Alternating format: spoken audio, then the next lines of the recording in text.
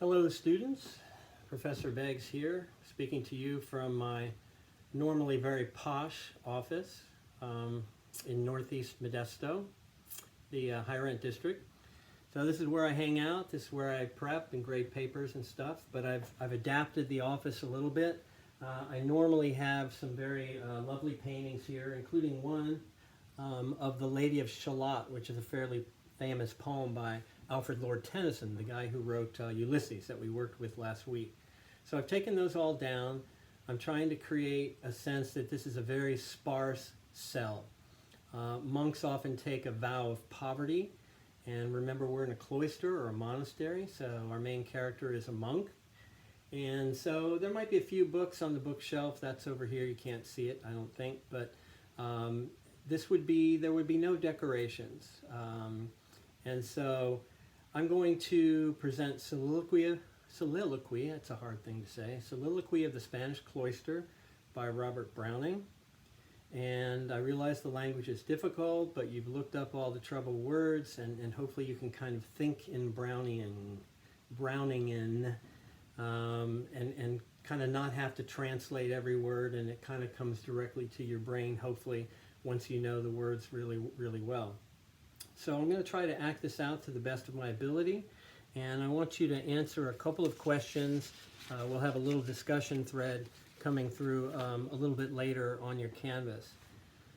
There are two basic characters here. There's Brother Lawrence, who is referred to often by the unnamed narrator, and I want you to tell me what kind of man he is. Now, our perception of him is filtered through the unnamed narrator. So he is an unreliable narrator, as most people are. We all have our perceptions and our biases. So you can't completely trust the image that we're going to get of Brother Lawrence through the narrator.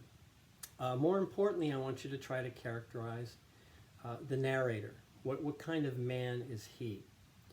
And so I want you to look at his words, I want you to consider his gestures, and I think you'll be able to say quite a bit about him, more so than Brother Lawrence even. This, after all, is called the Soliloquy. He's the only speaker, and we've learned a lot about him through what he says. I believe there are a lot of ironies in the poem, and this is a part of what you're going to use to try to determine what kind of man the narrator is.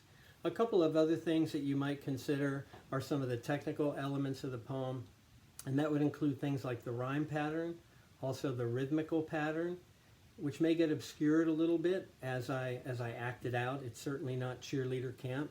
There go my heart's abhorrence, what, or you're a damn flower, pot stew. It's not going to proceed like that. But you'll still get a sense of kind of a rhythm and a meter, and certainly the rhyme.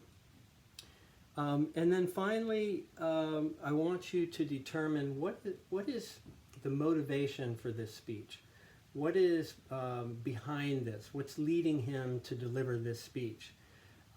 So consider why he's delivering the speech. What's he trying to do to Brother Lawrence? And what has caused him to have this kind of attitude toward Brother Lawrence?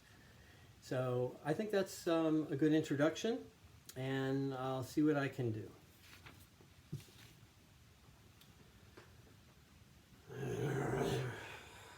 There go my heart's abhorrence. What are your damn flower pots to? If hate killed men, Brother Lawrence, God's blood would not mine kill you. What, your myrtle bush wants trimming? Oh, that rose has prior claims?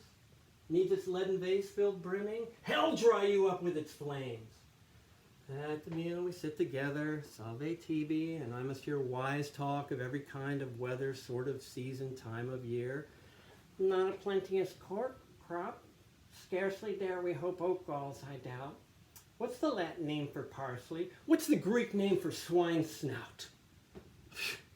We'll have our platter burnished and laid with care on our own shelf. With a fire new spoon we're furnished, and a goblet for ourselves, rinsed like something sacrificial, ere 'tis fit to touch our chaps, marked with L for our initial.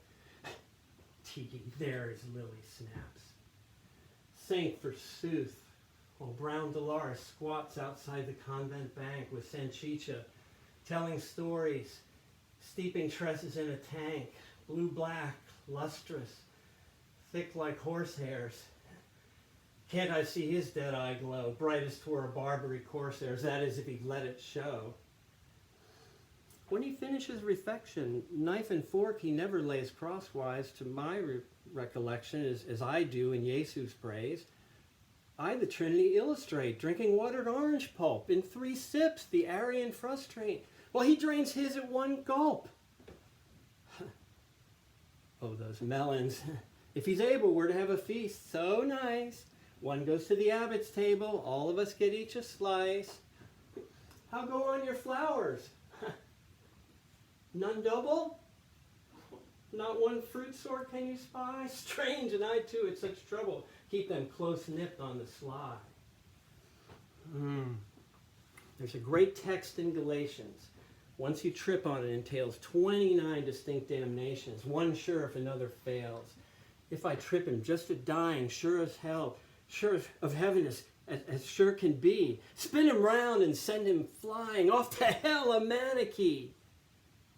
Or my scrofulous French novel on gray paper with blunt type. Simply glance on it, you grovel hand and foot in Belial's gripe.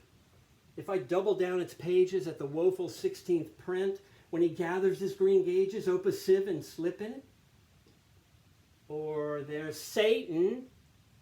One might pledge one's soul to him, yet leave such a flaw in the indenture as he'd miss, till past retrieve, blasted lay that rose acacia we're so proud of. Hi, zai, hi. There's Vespers. Plena gratiae virgo. Grr, you swine!